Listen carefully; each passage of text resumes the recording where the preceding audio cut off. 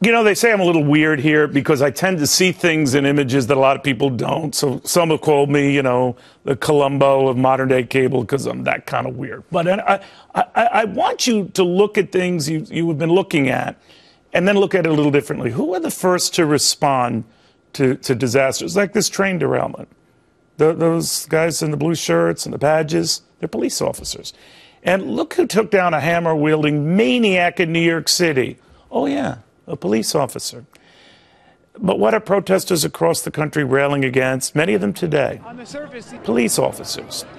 To Patrolmen's Malevolent Association President James Carver on cops across the country, probably feeling a little underappreciated. I was telling James during the break, I think it was one cop who said, you know, we don't expect a hand, but I think we deserve more than a finger. What do you make of it? Absolutely correct. I mean, that's true words, you know. It's a thankless job. You go out there day in and day out, 24 hours a day, 7 days a week. When most people are sleeping, we're out there making sure that you can sleep comfortably. You're going to get up in the morning and everything's going to be good. You can start your day. You know, we're going into situations, domestic incidents, whether it's burglaries, robberies, you know, throughout the day that most people don't see what we see. And we see people at their worst. Yet our men and women go out there and do a great job day in and day out.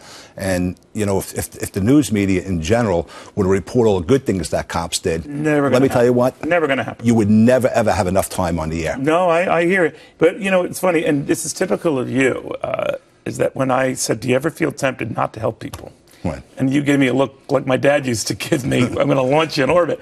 But it's just second nature to go to trouble and to sort out all the details later. That's interesting, because most of us are the other way. Yeah, but that's what we were sworn to do. You know, this is our career. This is our life, what we've all came into police work with. But do you or your buddies ever question, especially these developments now, police are under the gun, the legal gun as well, that it's worth it?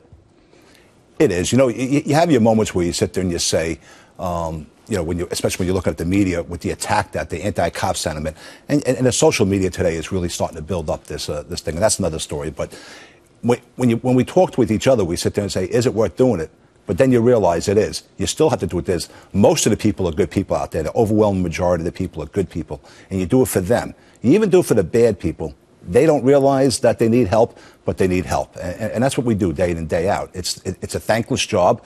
None of us took this job to sit there and, you know, be patted on the back every once in a while. But we also didn't take this job to be criticized for going into a situation that most people would be scared out of their minds to